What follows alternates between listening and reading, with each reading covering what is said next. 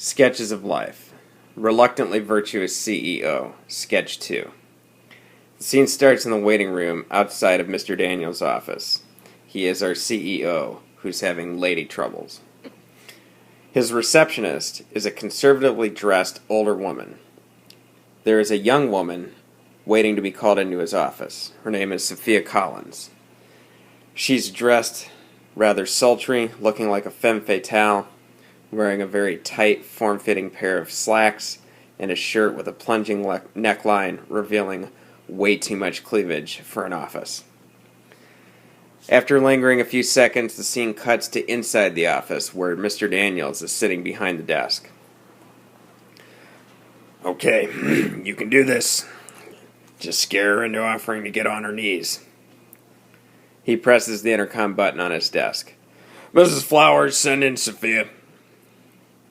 Seconds later, the door opens and Sophia walks towards him. At first, she is putting her hips into it, sashaying like it's a catwalk.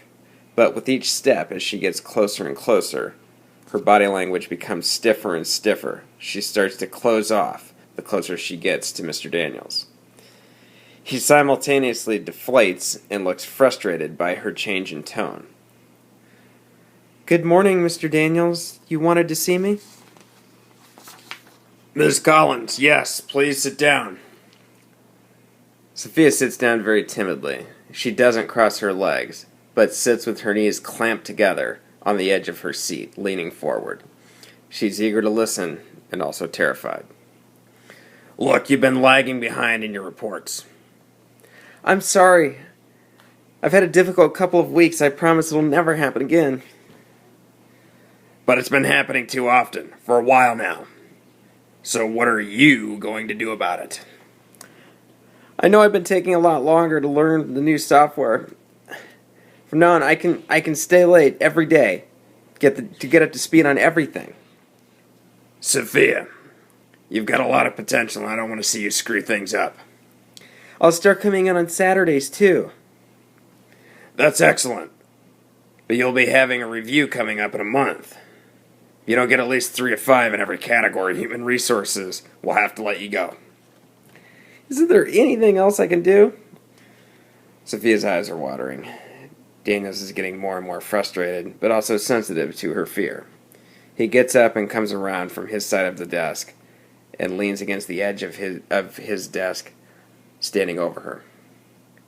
He's looking down, so he takes a furtive glance here and there down her shirt to stare at her cleavage. She doesn't notice. Now just calm down. It's not going to be the end of the world. "I worked really hard to get this job, and now I'm screwing it up. I'm so sorry. Oh, now I'm whimpering in front of you, the CEO. I'm such a mess. I'm disappointing you so much. You could just fire me now if you want." It's okay. Nobody's getting fired without a second chance here. Not on my watch. Just sit down and think for a moment. What do you think you can do to keep your job?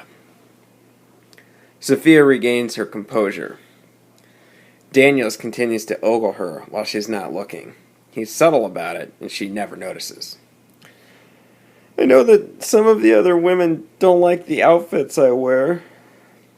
Well, that's true. You need to dress more professionally. "I promise. I'll go home and change right away and never wear anything like this ever again." Now, you don't need to go all the way home. Just remember for tomorrow and every day after that. "I promise to never get over emotional at work ever again. I know it's unprofessional. I know it's something you should never do." Now, Sophia, I'm not threatening your job, but I won't be instructing human resources to spare you from a bad review unless there's anything else you can do for me. The words hang in the air for a minute. "You mean you have a special assignment for me?" Well, sort of. "But I'm already behind in my regular work. I'm not sure I'll be able to handle doing anything extra at this point. Look, I promise. I will put in more time. I will come in on weekends. I'm not saying it to get you off my back, but I don't want to screw up any special assignments for you when I can barely handle my regular analyst work. Well, look, let's set aside the special assignments for right now.